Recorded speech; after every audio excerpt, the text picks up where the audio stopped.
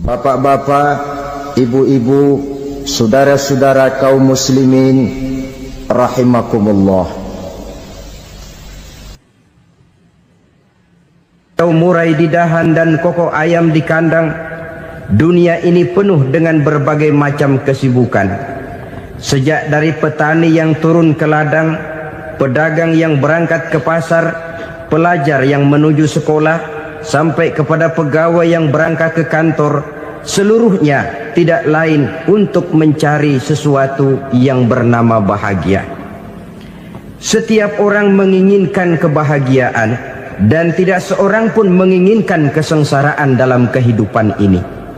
Namun nyatanya tidak setiap orang yang ingin bahagia mengetahui jalan yang harus ditempuhnya untuk sampai kepada kebahagiaan itu.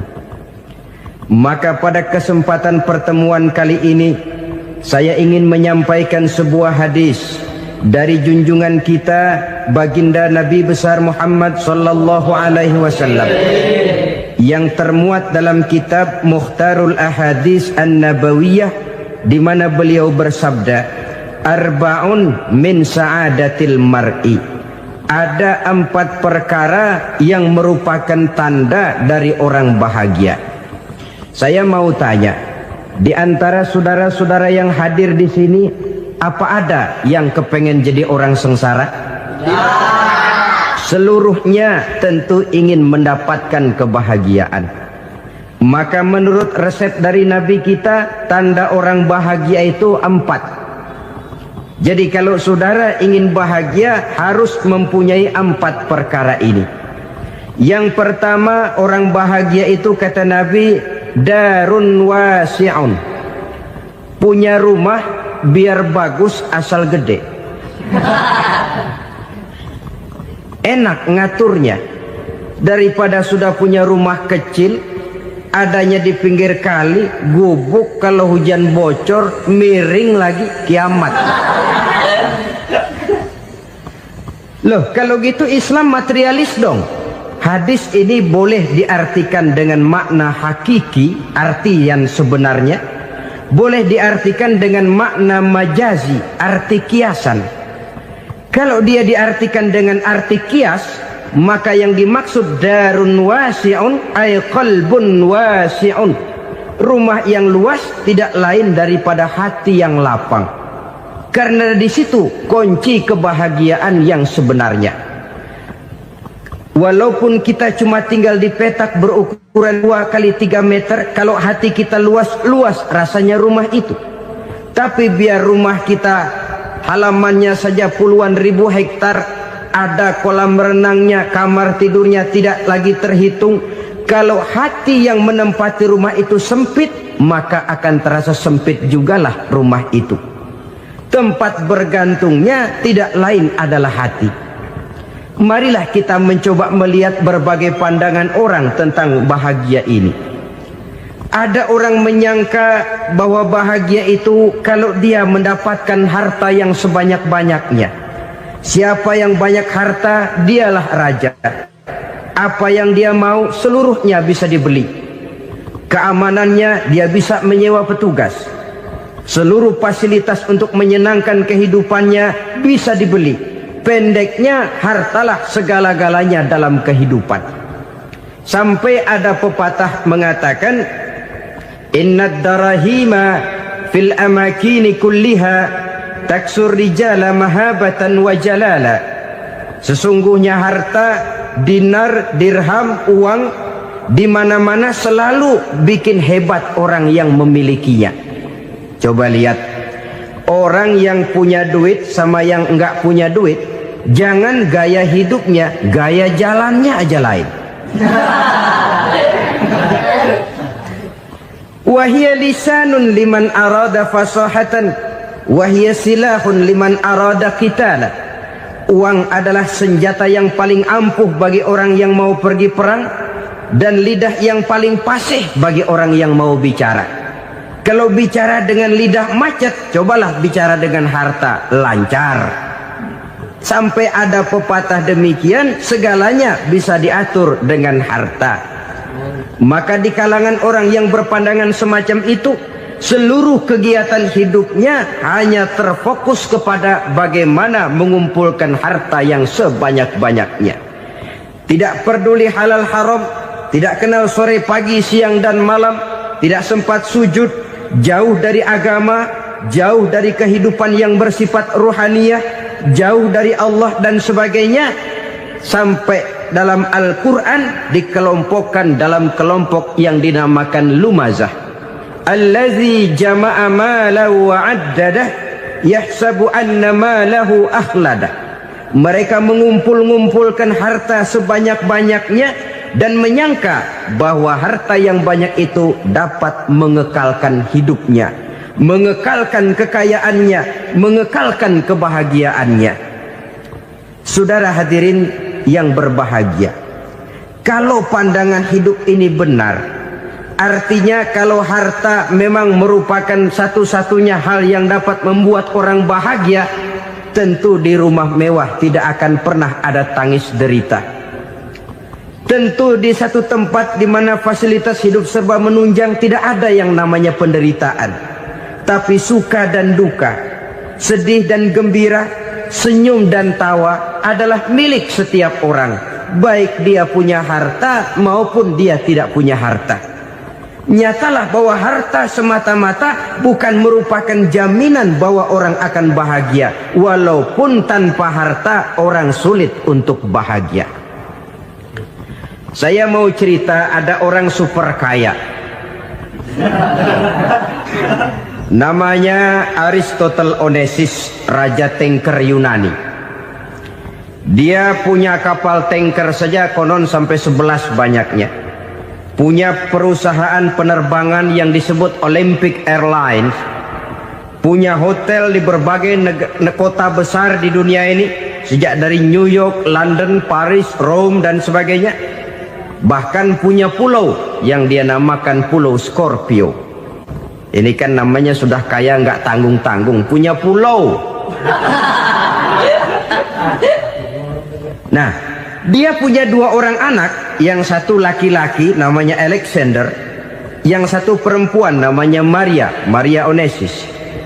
Seluruh harapannya tertumpah kepada anak lakinya Alexander ini, yang akan meneruskan usahanya, meneruskan kekayaannya, meneruskan dinastinya. Apa yang terjadi? Ternyata anak yang dia harapkan yang bernama Alexander ini mati muda dalam kecelakaan pada waktu dia olahraga. Apa olahraganya? Namanya olahraga anak orang kaya, golongan jet set. Olahraganya olahraga pesawat terbang. Jatuh, ya nggak kapungut, habis mati.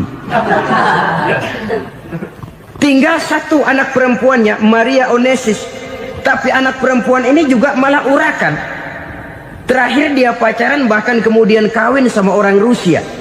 Rupanya Aristotle Onassis ini broken.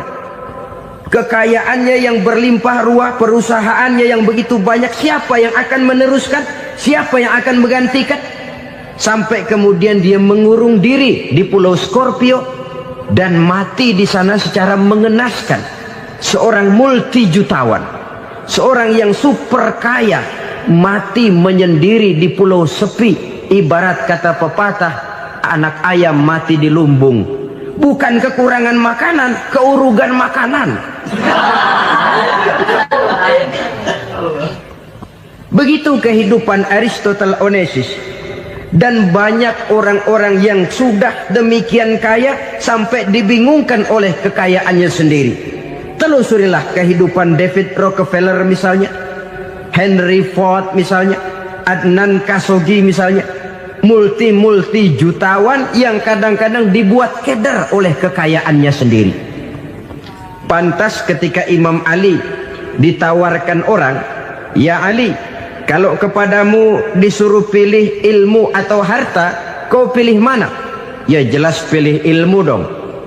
Kenapa? Pertama, ilmu kalau kita berikan kepada orang lain tambah. Tapi harta kalau kita berikan kepada orang lain kurang. Saudara punya uang 10.000, dibagi orang 5.000, jelas uang saudara berkurang. Tapi saudara punya ilmu diberikan kepada orang lain bisa, saudara pun makin mantap. Tidak lantas jadi bodoh karena ngajarin orang. Saudara bisa Fatihah lalu mengajarkan orang Fatihah. Orang bisa, saudara pun makin hafal. Tidak lantas setelah diajarin orang ilmunya hilang. Begitu datang dia minta orang, tolong ajarin saya Fatihah. Udah habis, nggak ada.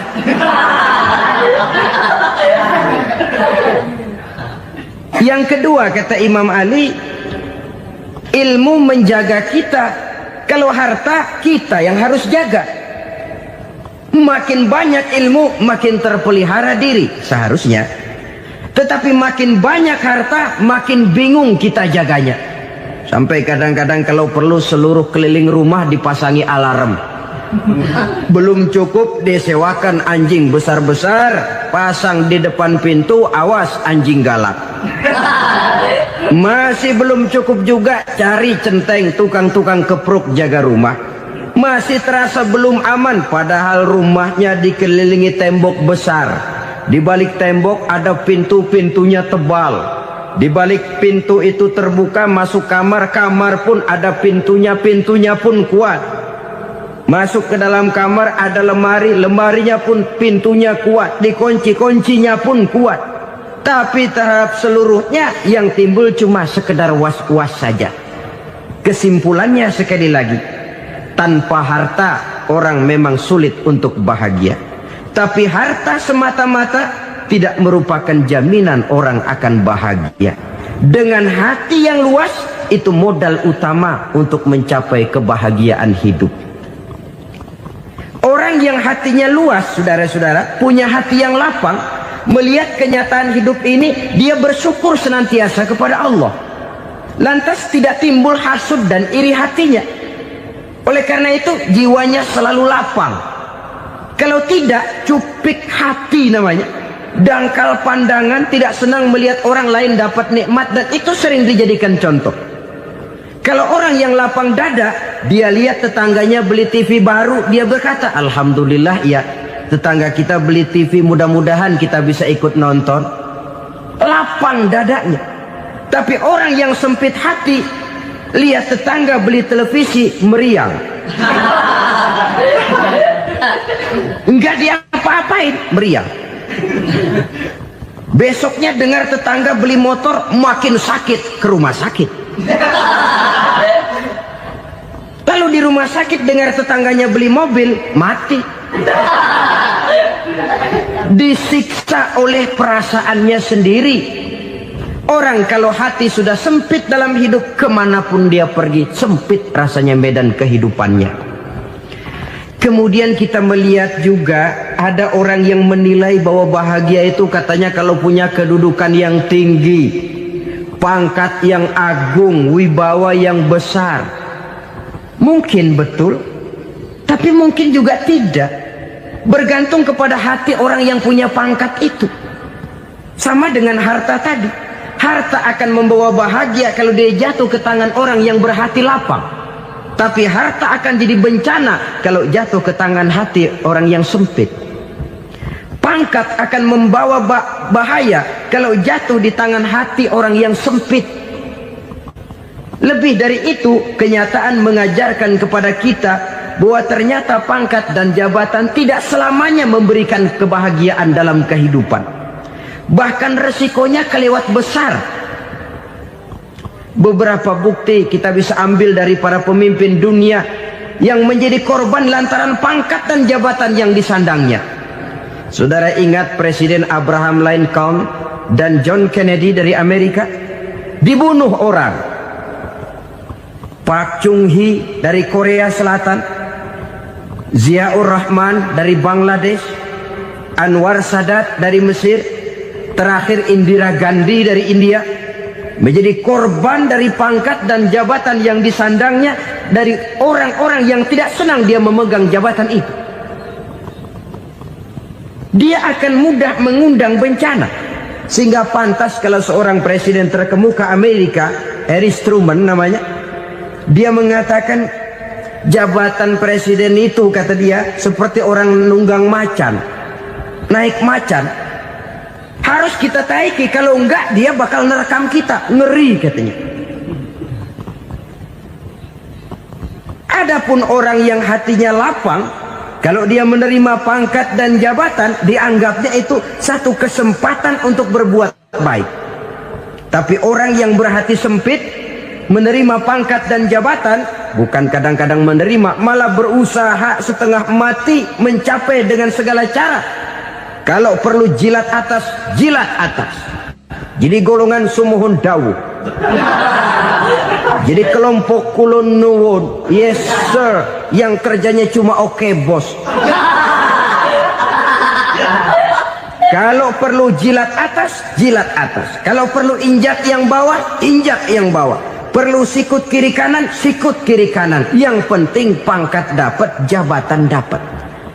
Orang yang semacam ini, kalau sudah mempunyai pangkat dan jabatan, biasanya dia tidak menganggap itu sebagai amanah, tidak menganggap sebagai kesempatan berbuat baik, tapi malah kesempatan untuk memperturutkan hawa nafsunya yang dilatar belakangi oleh kesempitan hatinya tadi.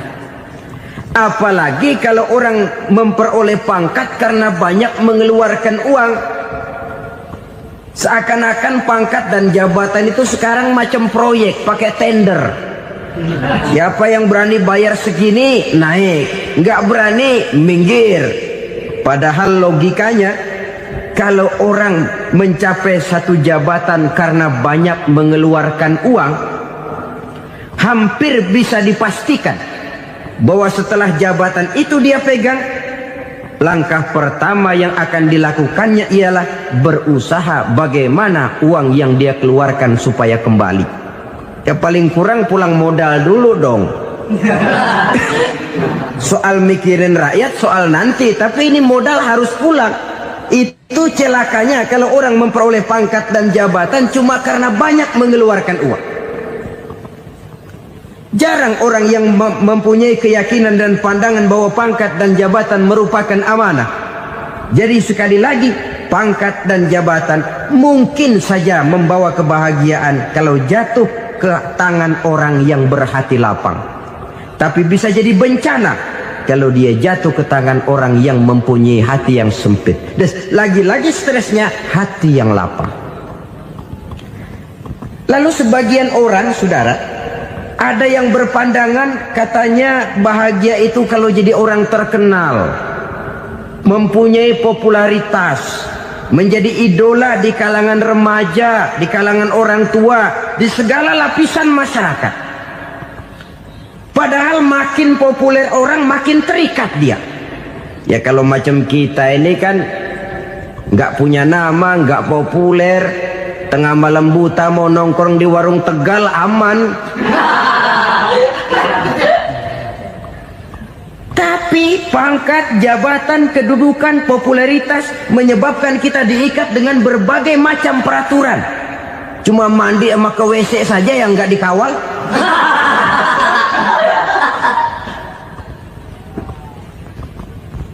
Benarkah popularitas, ketenaran membawa kebahagiaan? Mungkin. Ya, tapi mungkin juga tidak. Kenapa? Banyak orang-orang populer yang mengakhiri hidupnya secara tragis. Kita ambil beberapa nama. Di Amerika tahun 60-an ada bintang seksi paling terkenal yang dijuluki seks bom. Bom seksi. Sampai sekarang jadi legenda, namanya Marilyn Monroe. Singkatan doublenya itu inisialnya MM, Marilyn Monroe. Terkenal, top, sampai dia mati tahun 62. Namanya sekarang masih saja dibicarakan orang. Kenapa dia bunuh diri? Tidak punya hartakah dia? Banyak. Kurang populerkah dia? Seluruh dunia mengenalnya. Sejak rakyat kecil sampai pejabat tinggi dia punya hubungan. Kenapa? Jenuh. Dia terlahir dalam keadaan yatim. Setelah itu tidak lama dia berangkat remaja, ibunya meninggal. Pindah dari wanita asuh ke wanita asuh sampai 12 orang ibu angkatnya. Dan kekecewaan yang paling parah, setiap laki-laki yang dekat dengannya hanya seperti kapal berlabuh, datang dan pergi silih berganti. Padahal dia merindukan seseorang yang bisa melindungi hidupnya. Dia rindukan itu dan dia tidak pernah menemukan. Itu yang akhirnya menyebabkan dia minum pil tidur kelewat dosis, minum obat tidur kebanyakan, ya tidur terus sampai sekarang.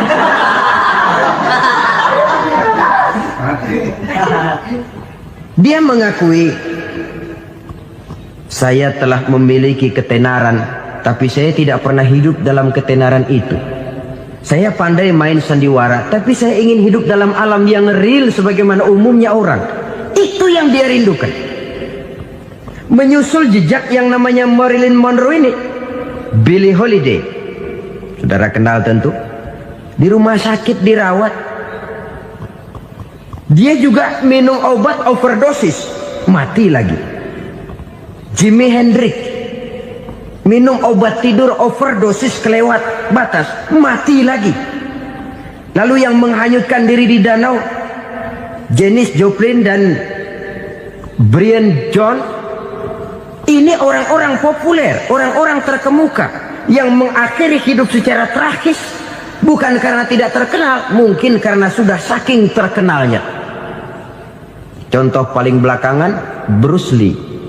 Wah, ini tukang-tukang keprok tentu kenal siapa dia.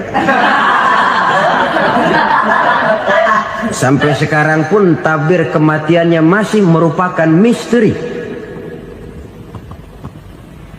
Dan yang masih hidup juga menunjukkan gejala yang aneh. Michael Jackson, rumahnya di Beverly Hills itu dijaga sedemikian rupa, dan dia selalu curiga kepada setiap makanan harus steril, bersih dari segala macam kimia. Kemana dia pergi, itu tukang-tukang keprok sudah selalu menjaga dan mengawal, dan dia seakan takut menunjukkan mukanya yang asli. Hingga kalau tampil ke tengah di luar show, dia kadang memakai pakaian yang tidak menunjukkan dia yang sebenarnya, takut dikenali orang. Ternyata popularitas sering jadi momok yang meracuni kehidupan manusia. Oleh karena itu, benarlah junjungan kita pada saat beliau mengajarkan orang akan bahagia kalau dia mempunyai hati yang lapang. Nah, sekarang masalahnya untuk mendapatkan hati yang lapang, caranya bagaimana? Kita kembali kepada konsep Quran. Allah mengajarkan, ala inna bi dzikrillahi tatmainnul qulub.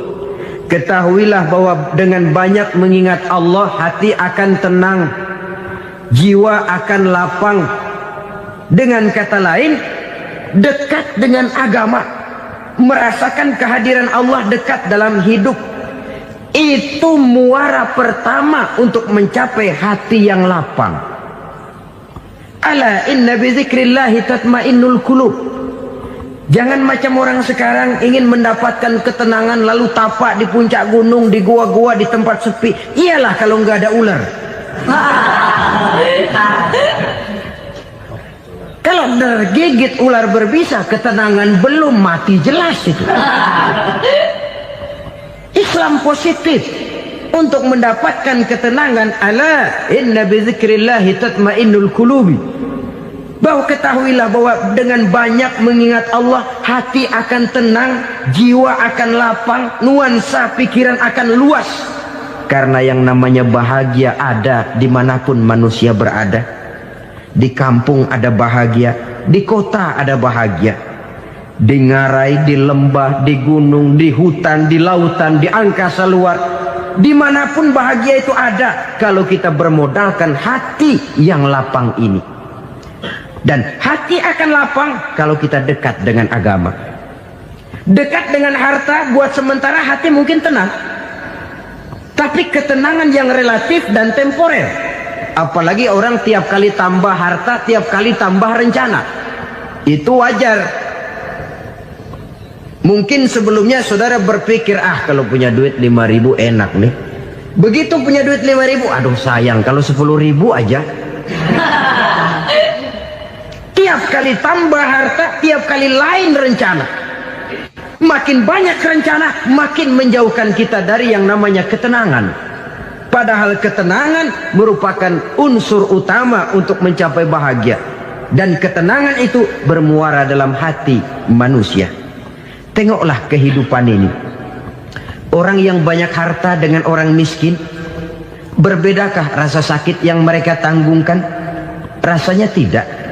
Walaupun si kaya tidur di kasur empuk berselimutkan sutra mahal, sementara si miskin meringkuk di balai bambu yang keras dan kasar. Apabila maut datang, dia juga tidak pernah pilih bulu. Maut datang menjemput si kaya di singgasana keemasannya, dikelilingi oleh para pengasuh, dayang dan idang serta para pengawal. Dan maut pun datang menjemput si miskin papa, sehingga ia tergelepar di tepian jalan. Kedua-duanya bernama mati.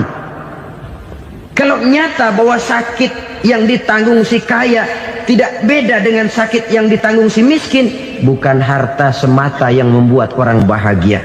Hati yang tenang, jiwa yang lapang penuh kedamaian, karena banyak berzikir dan mengingat Allah, itu merupakan modal utama untuk mencapai sesuatu yang bernama bahagia.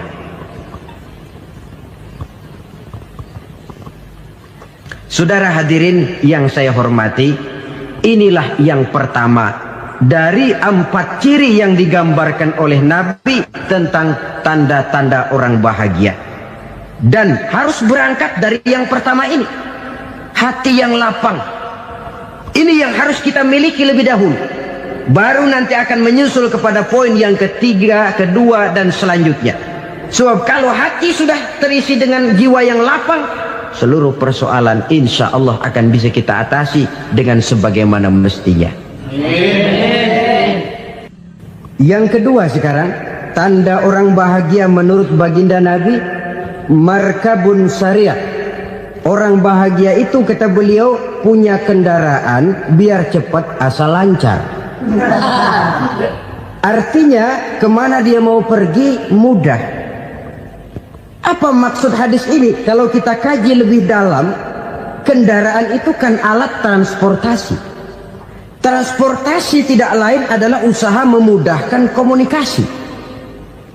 Pindah dari situ kepada teori bahwa manusia adalah zon political, makhluk bermasyarakat yang tidak bisa memenuhi kebutuhan hidupnya secara sendirian. Kita memerlukan keberadaan orang lain dalam kehidupan ini. Untuk memakai baju saja kita sudah perlukan petani yang tanam kapas, pabrik yang memintal kapas jadi benang, pabrik yang menenun benang jadi kain, sampai kepada mesin jahit, sampai kepada tukang jahit. Itu cuma untuk memakai pakaian saja. Tidak seorang pun di antara kita yang sanggup memenuhi kebutuhan hidupnya secara sendiri. Kita perlu orang lain. Maka kebebasan dalam arti mutlak, kebebasan tanpa batas, itu tidak mungkin ada dalam kehidupan. Karena kita mengadakan yang disebut interaksi sosial. Setiap kegiatan kita tentu melibatkan orang lain. Menurut kita barangkali kita bebas jalan di jalan raya semaunya, tapi orang lain berkendaraan pun merasa bahwa ini ada juga jalan haknya, dan begitu selanjutnya. Oleh karena itu, maksud dari kendaraan yang cepat ini adalah khulatuhu ma'as solihin. Lingkungan pergaulannya terdiri dari orang-orang soleh. Pergaulannya luas. Kemana dia pergi ada temannya. Kesulitannya ada tempat dia cerita. Dan kesulitan kalau sudah diceritakan kepada orang lain, taruh kata orang itu tidak bisa menolong, namun menceritakannya kepada orang yang kita percayai, kan paling kurang sudah mengurangi beban jiwa, mengurangi tanggungan batin, merasa masih ada tempat kita cerita. Maka lebih baik orang awam yang mau bergaul ketimbang orang setengah alim tapi ngunci pintu. Sebab nantinya akan timbul sikap picik, cupik pandangan, dan tidak luas menghadapi kenyataan dalam kehidupan ini. Namun yang harus kita garis bawahi, pergaulan memang mesti luas. Namun jangan sekali-kali lupa bahwa pergaulan sangat besar pengaruhnya dalam ikut membentuk kepribadian manusia. Sehari-hari bisa kita bilang, kalau kita dekat sama tukang minyak wangi, sekalipun nggak dibagi minyaknya, baunya tentu dapat. Betul? Tapi dekat sama tukang elas, walaupun nggak kena apinya, asapnya mesti kena. Kalau Syauqi mengatakan lebih jelas lagi, man asyaral asyrafa asya musyarrafan wa muasyiral anzali ghairu musyarrafin. Awalam taral jildal hakira muqabbalan bisagri lamma sara jildal mushaf. Siapa yang bergaul dengan orang mulia, dia bakal ikut menjadi mulia. Tapi siapa yang berteman dengan orang hina, dia tidak bakal ikut menjadi mulia. Tidakkah kau lihat, kata Syauqi, kulit kambing yang hina pun dicium orang ketika menjadi kantong Quran. Kulit kambing hina, kalau dia sendirian gak ada yang mau cium. Tapi begitu dia bergaul dengan Quran, menjadi kantong Quran, dipakein minyak wangi, ditaruh di tempat yang tinggi, mau diambil dicium dulu, dibawa dengan penuh hormat dan hati-hati. Kulit kambing yang hina lantaran berteman dengan Quran, numpang mujur. Tapi coba lihat kalau kulit kambing berteman dengan kayu, jadi beduk, habis. Zohor dikemplang, asar dipukul. Itu pun sedikit saja, cuma salah milih teman. Yang temannya Quran dihormati orang, yang temannya kayu lantaran jadi beduk, gelap-gelap subuh orang udah kemplangin.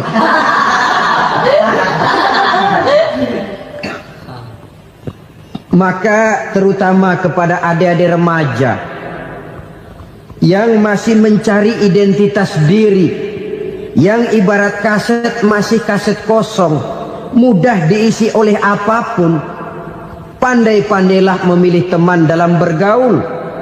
Karena banyak orang yang tadinya baik-baik, ketika terseret dalam pergaulan dengan orang yang tidak baik, kebaikannya menjadi lentur dan luntur.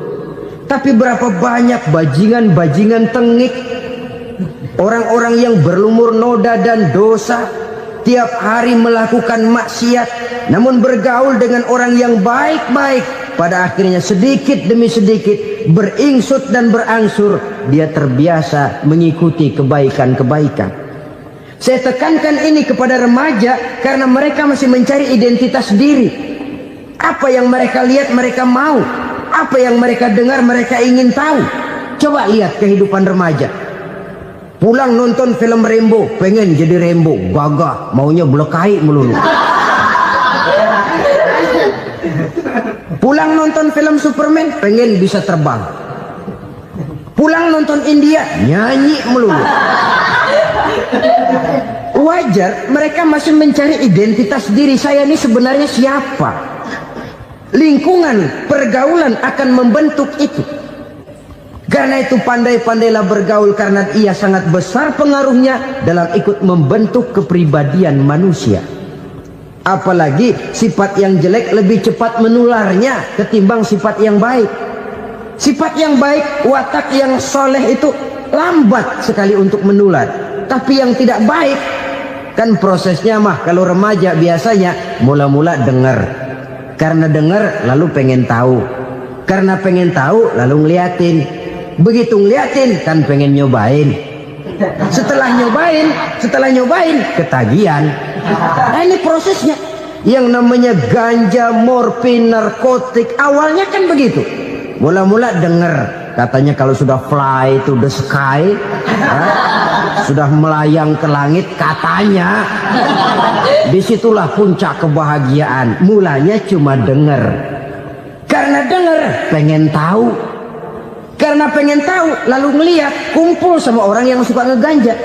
Setelah ngeliat, nah pengen ngerasain. Begitu ngerasain enak juga, ketagihan. Kalau sudah ketagihan jadi penyakit kronis, bisa merembet kepada yang lain. Iya, kalau orang tuanya mampu untuk beli morfin, beli ganja. Kalau tidak kan pikirannya ngayap, jemuran siapa ya gue sahabat. Timbullah perbuatan-perbuatan negatif yang bermula dari salah pergaulan.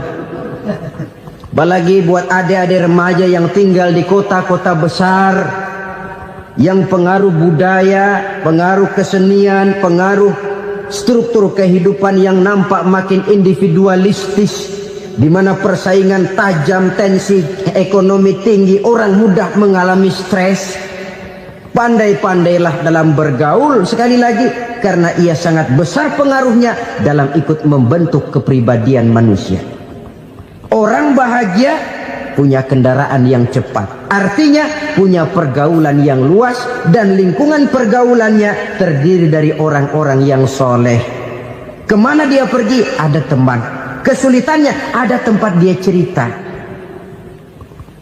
Tapi kalau sudah menyendiri, hidup sendiri, kesulitan dipikiri sendiri, bisa mati belum waktunya.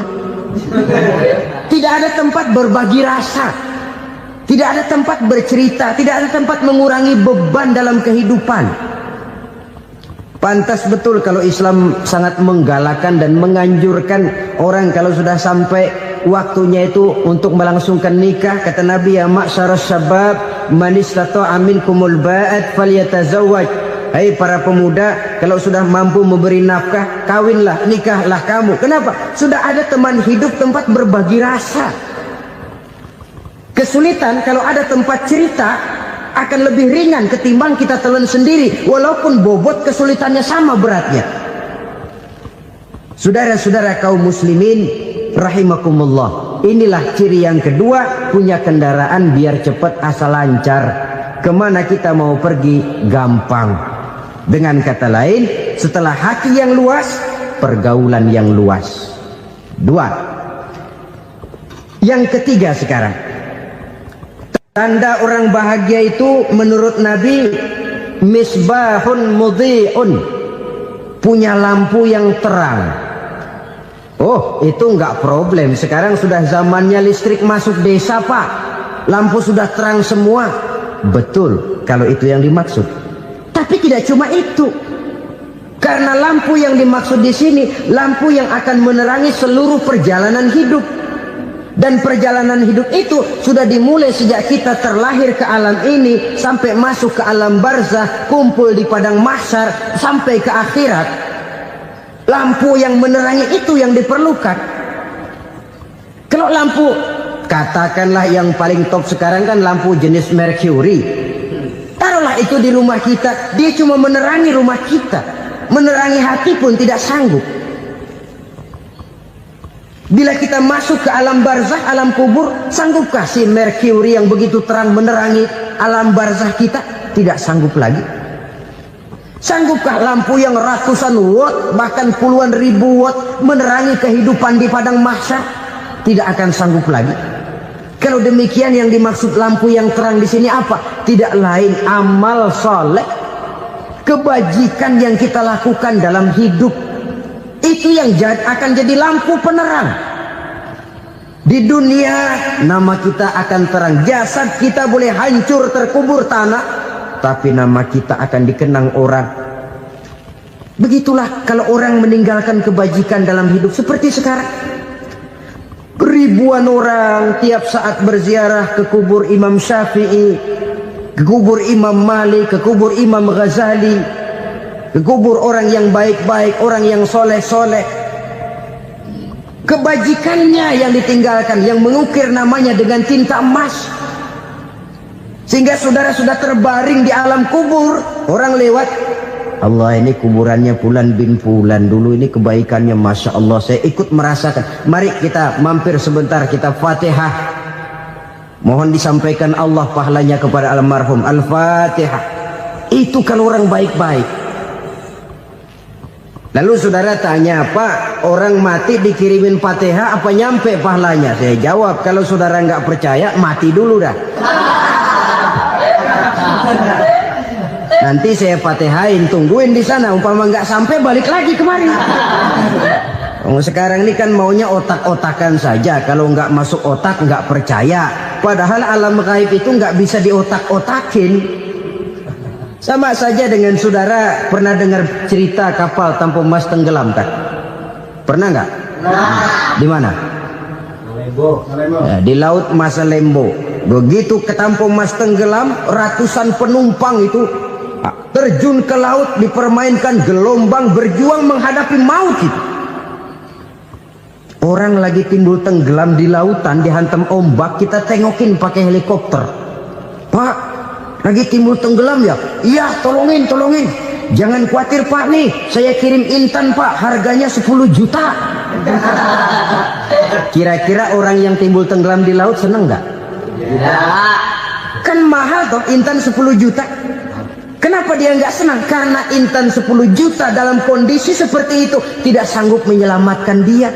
Dia akan girang kalau dikirimin ban mobil bekas, dikirimin papan terentang atau bambu. Intan yang 10 juta dia nggak girang.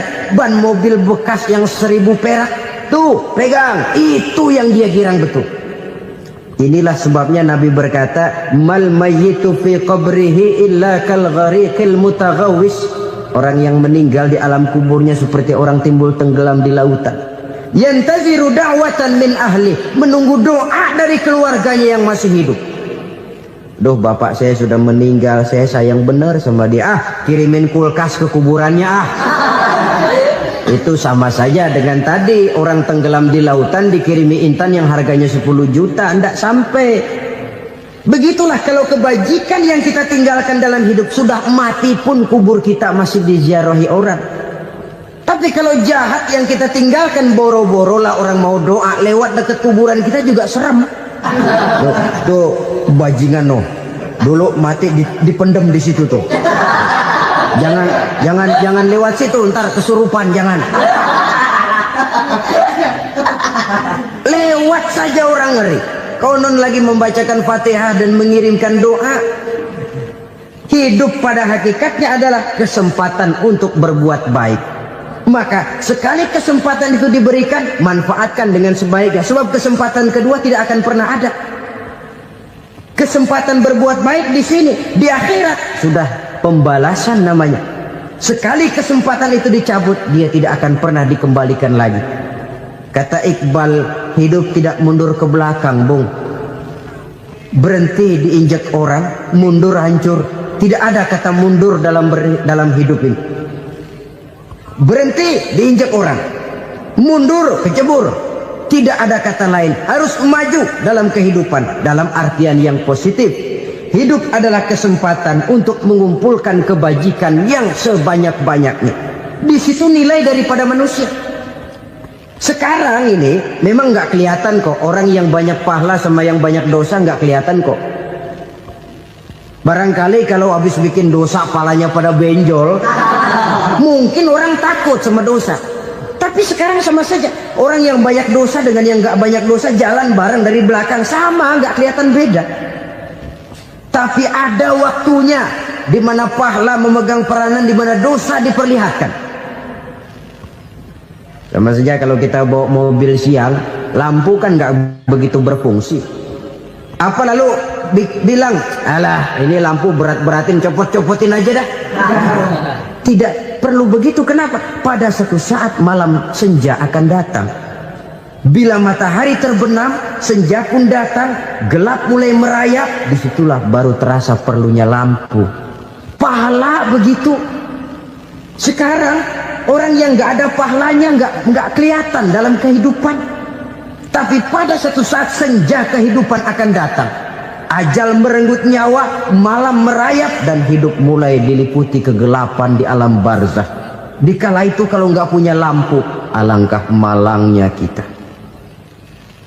Sebab amal yang baik, kata Nabi, di alam barzakh itu akan diciptakan menjadi perempuan yang cantik menemani kita. Amal yang jahat akan menjadi orang yang paling jelek nemenin kita. Udah di tempat gelap yang nemenin jelek.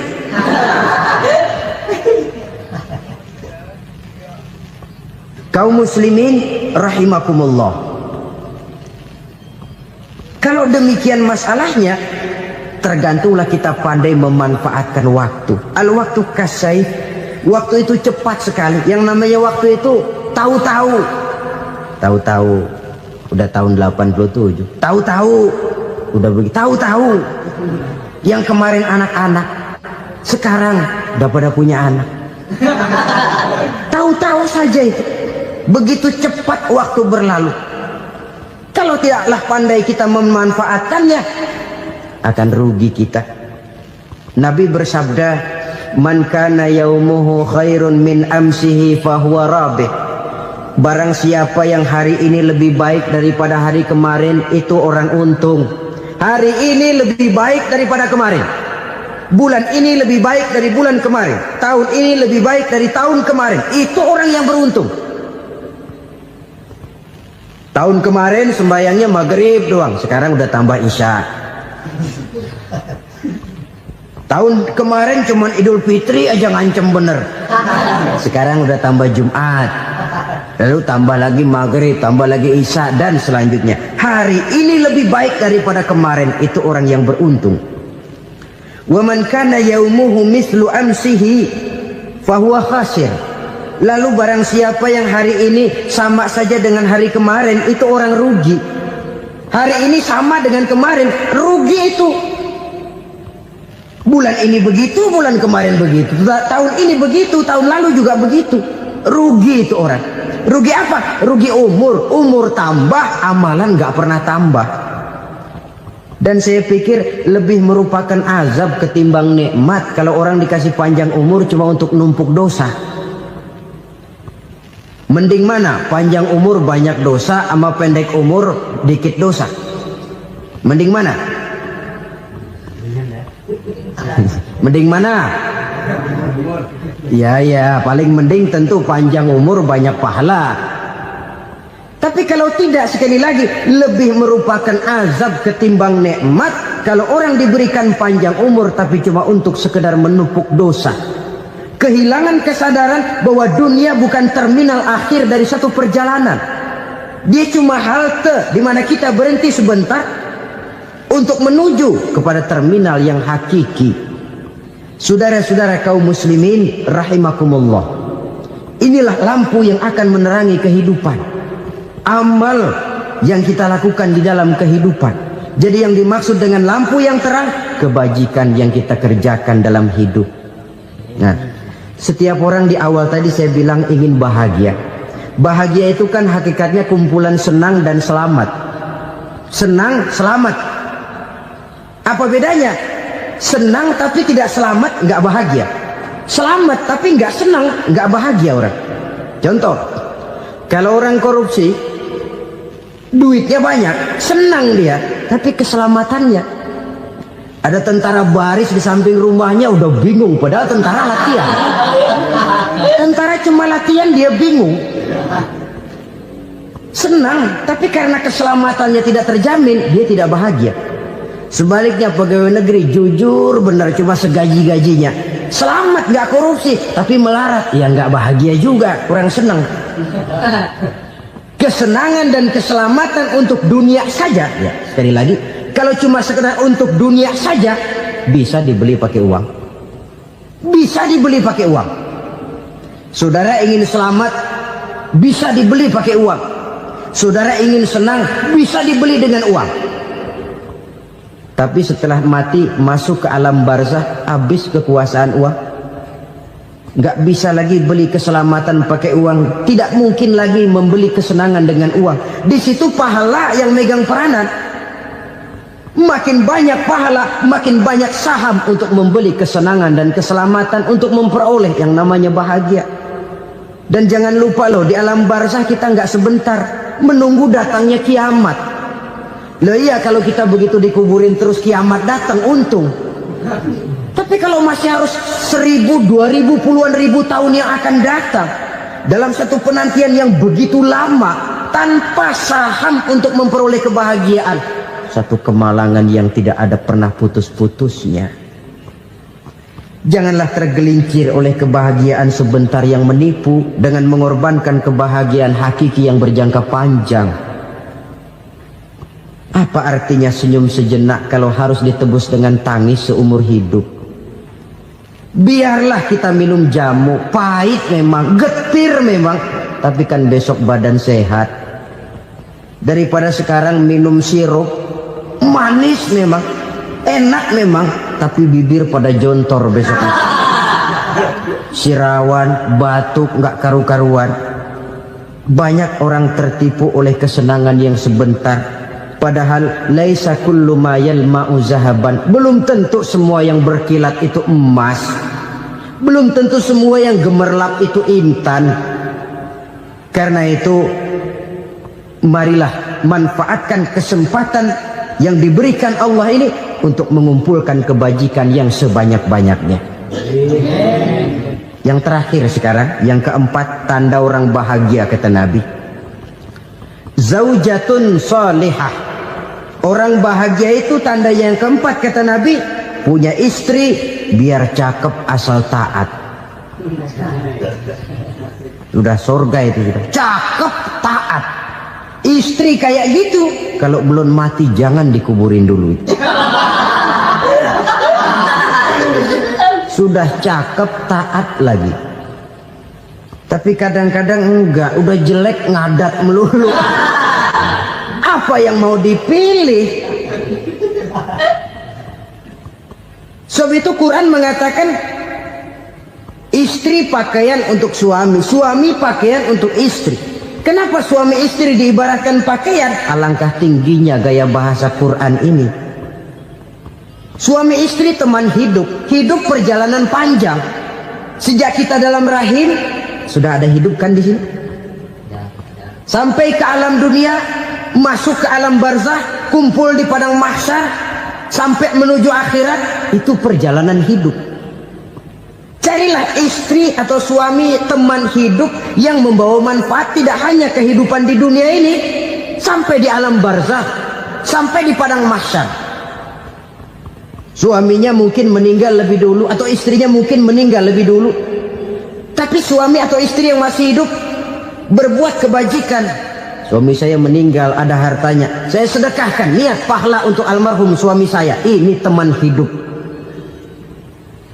Tidak dibatasi dan tidak bisa dipisahkan oleh maut sekalipun. Zohirnya mungkin pisah, badannya mungkin pisah, tapi hatinya, jiwanya, kebersamaannya dalam menghadapi kehidupan. Karena itu, saudara-saudara, bahasa Quran indah. Suami istri diibaratkan seperti pakaian. Apa fungsi pakaian? Pertama, pakaian jadi kebanggaan. Artinya suami harus menjadi kebanggaan istri, istri harus jadi kebanggaan suami. Yang kedua, pakaian itu kan fungsinya menutup aurat. Artinya sesama suami istri harus saling menjaga kekurangan masing-masing. Jangan malah sesama suami istri saling membongkar rahasia dan aibnya sendiri-sendiri. Istrinya diceritain jeleknya di mana-mana, atau suaminya dibongkar rahasianya di pasar umum. Itu sudah tidak lagi berfungsi sebagai pakaian. Kenapa semua ini diperlukan?